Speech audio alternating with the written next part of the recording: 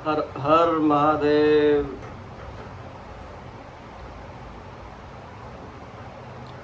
ऋषियों के प्रश्न के उत्तर में नारद ब्रह्म संवाद की अवतारणा करते हुए सूत जी का उन्हें नारद मोह का प्रसंग सुनाना। काम विजय के गर्भ से युक्त हुए नारद का शिव ब्रह्मा तथा विष्णु के पास जाकर अपने तप का प्रभाव बताना।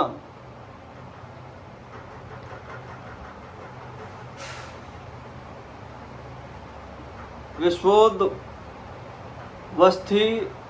तल्यादिषु हेतुमेकं गौरीपतिं विदित तत्व मनंत कीर्तिं मायाश्रम विगत मायामचिन्त्य रूपम बोधस्व रूप मम्मलम ही शिवम नमामि। जो विश्व की उत्पत्ति स्थिति और लय आदि के एकमात्र कारण है, गौरी गिरिजा कुमारी उमा के पति हैं, तत्व हैं, उनकी कीर्ति का कहीं अंत नहीं है। जो माया के आश्रय होकर भी उससे अत्यंत दूर हैं तथा जिनका स्वरूप अचिंत्य है, उन विमल बोध स्वरूप भगवान शिव को मैं प्रणाम करता हूँ। वंदे शिवम तम प्रकृतेर्नादि प्रशांतमेकं पुरुषोत्तम ही स्वमाया कृत सन्नामिदं हिम सृष्ट्वा नभोवद अंत बहिरास्थित यो ये। मैं स्वभाव से ही उन आदि अनादि शांत स्वरूप एकमात्र पुरुषोत्तम शिव की वंदना करता हूँ, जो अपनी माया से इस संपूर्ण विश्व की सृष्टि करके आकाश की भांति इसके भीतर और बाहर भी स्थित है। वंदेन्द्रस्थम निजगूढ़ रूपम शिवम स्वत शस्त्र सृष्टिमुदम विचिष्ठे जगतीम नित्यम परितो भ्रमंती यत् सन्निधो चुंबक लोहवत्सवम। जैसे लोहा चुंबक से आकृष्ट होकर उसके पास ही लटका रहता है, इसी प्रकार ये सारा जगत सदा सब ओर जिसके आसपास ही भ्रमण करता है। उन्होंने अपने से ही इस प्रपंच को रचने की विधि बताई थी, जो सबके भीतर अंतर्यामी रूप से विराजमान है तथा उनका अपना स्वरूप अत्यंत गूढ़ है। इन भगवान शिव की मैं सादर वंदना करता हूँ। व्यास जी कहते हैं, जगत के पिता भगवान शिव, जगन्न माता कल्याणमयी पार्वती तथा उनके पुत्र गणेश जी को नमस्कार करके हम इस पुराण का वर्णन करते हैं। एक समय की बात है, नैमिषारण्य में निवास करने वाले शौनक आदि सभी मुनियों ने उत्तम भक्ति भाव के साथ सूत जी से पूछा।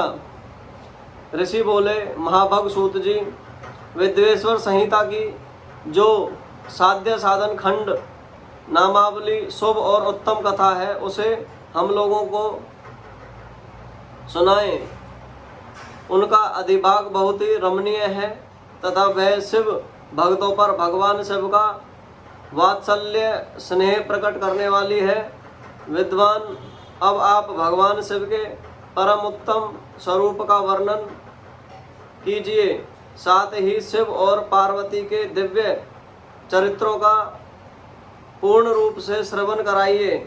हम पूछते हैं, त्रिगुण महेश्वर लोक में सगुण रूप कैसे धारण करते हैं हम सब लोग विचार करने पर भी शिव के तत्व को नहीं समझ पाते। सृष्टि के पहले भगवान शिव किस प्रकार अपने स्वरूप में स्थित होते हैं, फिर सृष्टि के मध्य में वे भगवान के इस तरह क्रीड़ा करते हैं और सम्यक व्यवहार बर्ताव करते हैं, और सृष्टि कल्प का अंत होने पर वे महेश्वर किस रूप में स्थित होते हैं। लोक कल्याणकारी शंकर जिसे प्रसन्न होते हैं, और प्रसन्न हुए महेश्वर अपने भक्तों तथा दूसरों को कौन सा उत्तम फल प्रदान करते हैं, यह सब हमसे कहिए। हमने सुना है कि भगवान शिव शीघ्र प्रसन्न हो जाते हैं। वे महान दयालु हैं, इसलिए अपने भक्तों को का कष्ट नहीं देख सकते। ब्रह्मा, विष्णु और महेश ये तीनों देवता शिव के ही अंग से उत्पन्न हुए हैं। उनके प्रगाट्य की कथा तथा उनके विशेष चरित्रों का वर्णन कीजिए। प्रभु, आप उमा के आविर्भाव और विवाह की भी कथा कहिए। विशेषतः उनके गृहस्थन्य धर्म का और अन्य लीलाओं का वर्णन कीजिए। निष्पाप सूत जी, हमारे प्रश्न उत्तर में आपको ये सब तथा दूसरी बातें भी अवश्य करनी चाहिए। सूत जी ने कहा, मुनिवरों, आप लोगों ने बड़ी उत्तम बात पूछी है। भगवान सदाशिव की कथा में आप लोगों की जो आंतरिक निष्ठा है उसके लिए आप धन्यवाद के पात्र हैं। ब्राह्मणों, भगवान शंकर का गुणानुवाद सात्विक, राजस और तामस तीनों ही प्रकृति के मनुष्यों को सदा आनंद प्रदान करने वाला है। पशुओं की हिंसा करने वाला निष्ठुर कसाई के सिवा दूसरा कौन पुरुष उस गुणानुवाद को सुनने से ऊब सकता है, जिसके मन में कोई तृष्णा नहीं है। ऐसा महात्मा पुरुष भगवान शिव के उन गुणों का गान करते हैं, क्योंकि वह गुणावली संसार रूपी रोग की दवा है। मन तथा कानों को प्रिय लगने वाले और संपूर्ण मनोरथों को देने वाली है। ब्राह्मणों, आप लोगों के प्रश्न अनुसार मैं यथाबुद्धि प्रयत्न पूर्वक शिव लीला का वर्णन करता हूँ। आप आदर पूर्वक सुने। जैसे आप लोग पूछ रहे हैं उसी प्रकार देवर्षि नारद जी ने शिव जी की भगवान विष्णु से प्रेरित होकर अपने पिता से पूछा था कि अपने पुत्र नारद का प्रश्न सुनकर शिव भक्त ब्रह्मा जी का चित्त प्रसन्न हो गया और वे उन मुनि श्रोमणियों को हर्ष प्रदान करते हुए प्रेम पूर्वक भगवान शिव के यश का गान करने लगे। एक समय की बात है, मुनि श्रोमणि विप्रवर नारद जी ने, जो ब्रह्मा जी के पुत्र हैं, विनीत चित्र हो तपस्या में मन लगाया। हिमालय पर्वत में कोई एक गुफा थी जो बड़ी शोभा से संपन्न दिखाई देती थी। उनके निकट देव नदी गंगा निरंतर वेग पूर्वक बहती थी। वहाँ एक महान दिव्य आश्रम था जो नाना प्रकार की शोभा से सुशोभित था। दिव्य दर्शी नारद जी तपस्या करने के लिए उसी आश्रम में गए। उस गुफा को देखकर मुनिवर नारद जी बड़े प्रसन्न हुए और सुदीर्घ घात काल तक वहाँ तपस्या करते रहे। उनका अंतःकरण शुद्ध था। वे दृढ़ पूर्वक आसन बांधकर मौन हो प्राणायाम पूर्वक समाधि में स्थित हो गए। ब्राह्मणों, उन्होंने वह समाधि लगाई जिससे ब्रह्मा का साक्षात्कार कराने वाले एम ब्रह्मास्मि, मैं ब्रह्मा हूँ, यह विज्ञान प्रकट होता है। मुनिवर नारद जी जब इस प्रकार तपस्या करने लगे उस समय यह समाचार पाकर देवराज इंद्र कांप उठे। वे मानसिक संताप से विवल हो उठे। वे नारद मुनि मेरा राज्य लेना चाहते हैं। मन ही मन ऐसा सोचकर इंद्र ने उनकी तपस्या में विघ्न डालने के लिए प्रयत्न करने की इच्छा की। उस समय देवराज ने अपने मन से कामदेव का स्मरण किया। स्मरण करते ही कामदेव आ गए। महेंद्र ने उन्हें नारद जी की तपस्या में विघ्न डालने का आदेश दिया। इस आज्ञा पाकर कामदेव वसंत को साथ में ले बड़े गर्व से उस स्थान पर गए और अपना उपाय करने लगे। उन्होंने वहाँ शीघ्र ही अपनी सारी कलाएं रच डाली। वसंत ने भी मदमत्त होकर अपना प्रभाव उनके प्रकार से प्रकट किया। मुनिवरों, कामदेव और वसंत के अथक प्रयत्न करने पर भी नारद मुनि के चित्त में विकार नहीं उत्पन्न हुआ।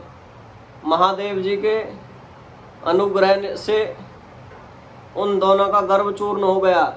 शौनक आदि ऋषियों ऐसा होने में जो कारण था उसे आदरपूर्वक सुनो। महादेव जी की कृपा से ही नारद मुनि पर कामदेव का कोई प्रभाव नहीं पड़ा। पहले उसी आश्रम में काम शत्रु भगवान शिव ने उत्तम तपस्या की थी और वहीं उन्होंने मुनियों को की तपस्या का नाश करने वाले कामदेव को शीघ्र ही भस्म कर डाला था। उस समय रति ने कामदेव को पुनः जीवित करने के लिए देवताओं से प्रार्थना की। तब देवताओं ने समस्त लोगों का कल्याण कराने वाले भगवान शंकर से याचना की। उन्होंने याचना करने पर वे बोले, देवताओं कुछ समय व्यतीत होने के बाद कामदेव जीवित हो जाएंगे, परंतु यहाँ उनका कोई उपाय नहीं चल सकेगा। अमरगण यहाँ खड़े होकर लोग चारों ओर जिनकी दूर तक की भूमि को नेत्रों से देख पाते हैं, वहाँ तक कामदेव के बाणों का प्रभाव नहीं चल सकेगा, इसमें संशय नहीं। भगवान शंकर की इस उक्ति से के अनुसार उस समय वहाँ नारद जी के प्रति कामदेव का निजी प्रभाव मिथ्या सिद्ध हुआ। वे शीघ्र ही स्वर्गलोक में इंद्र के पास लौट गए। वहाँ कामदेव ने अपना सारा वृत्तांत और मुनि का प्रभाव कह सुनाया। तत्पश्चात इंद्र की आज्ञा से वे वसंत के साथ अपने स्थान को लौट गए।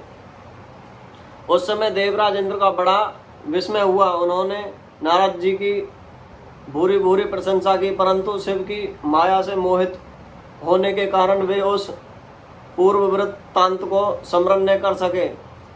वास्तव में उस संसार के भीतर सभी प्राणियों के लिए शंभु की माया को जानना अत्यंत कठिन है। जिसने भगवान शिव के चरणों में अपने आपको स्थापित कर लिया है, वह भक्तों को छोड़कर शेष सारा जगत उनकी माया से मोहित हो जाता है। नारद जी भी भगवान शिव की कृपा से वहाँ चिरकाल तक तपस्या में लगे रहे। तब उन्होंने अपनी तपस्या को पूर्ण हुई समझा। तब वे मुनि उससे विरत हो गए। कामेश्वर पर मेरी विजय हुई ऐसा मानकर उन मुनीश्वर के मन में व्यर्थ ही गर्व हो गया। भगवान शिव की माया से मोहित होने के कारण उन्हें यथार्थ बात का ज्ञान नहीं रहा। वे यह नहीं समझ सके कि कामदेव के पराजित होने में भगवान शंकर का प्रभाव ही कारण है। इस माया के अत्यंत मोहित हो मुनि श्रोमणि नारद अपना काम जैसे संबंधी वृत्तांत बताने के लिए तुरंत ही कैलाश पर्वत पर गए। उस समय वे विजय के मद से उन्मत्त हो रहे थे। वहाँ रुद्रदेव को नमस्कार करके गर्व से भरे हुए मुनि अपने आप को महात्मा मानकर तथा अपने ही प्रभाव से कामदेव पर अपनी विजय हुई समझकर उनसे सारा वृत्तांत कह सुनाया। यह सुनकर भगवान भगवत वत्सल शंकर ने नारद जी से, जो अपनी शिव की ही माया से मोहित होने के कारण काम विजयी के यथार्थ कारण को नहीं जानते थे और अपने विवेक को भी खो बैठे थे, कहा। रुद्र बोले, तात नारद, तुम बड़े विद्वान हो, धन्यवाद के पात्र हो, परंतु मेरी यह बात ध्यान से सुनो। अब से फिर कभी ऐसी बात कभी न कहना।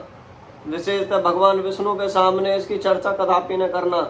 तुमने मुझसे अपना जो वृत्तांत बताया है उसे पूछने पर ही दूसरों के सामने न कहना। यह सिद्धांत वृत्तांत सर्वथा गुप्त रखने योग्य है। इसे कभी किसी पर प्रकट नहीं करना चाहिए। तुम मुझे विशेष प्रिय हो, इसलिए अधिक जोर देकर मैं तुम्हें यह शिक्षा देता हूँ और इसे न कहने की आज्ञा देता हूँ, क्योंकि तुम भगवान विष्णु के भक्त हो और उनके भक्त होते हुए भी मेरे अत्यंत अनुगामी हो। इस प्रकार बहुत कुछ कहकर संसार की सृष्टि करने वाले भगवान रुद्र ने नारद जी को शिक्षा दी। अपने वृत्तांत को गुप्त रखने के लिए उन्होंने समझाया बुझाया, परंतु वे तो शिव की माया से मोहित थे, इसलिए उन्होंने उनकी दी हुई शिक्षा को अपने लिए हितकर नहीं माना। तदंतर मुनि शिरोमणि नारद ब्रह्मलोक में गए। वहाँ ब्रह्मा जी को नमस्कार करके उन्होंने कहा, पिताजी, मैंने अपने तपोबल से कामदेव को जीत लिया है। उनकी बात सुनकर ब्रह्मा जी ने भगवान शिव के चरणारविंदों को चिंतन किया और सारा कारण जानकर अपने पुत्र को यह सब कहने से मना किया, परंतु नारद जी शिव की माया से मोहित थे, अतएव अपने चित्त में मद का अंकुर जम गया था, उनकी बुद्धि मारी गई थी। इसलिए नारद जी अपनी सारा वृत्तांत भगवान विष्णु के सामने कहने के लिए वहाँ से शीघ्र ही विष्णु लोक में गए। नारद मुनि को आते देख भगवान विष्णु बड़े आदर से उठे और शीघ्र ही आगे बढ़कर उन्होंने मुनि को हृदय से लगा लिया।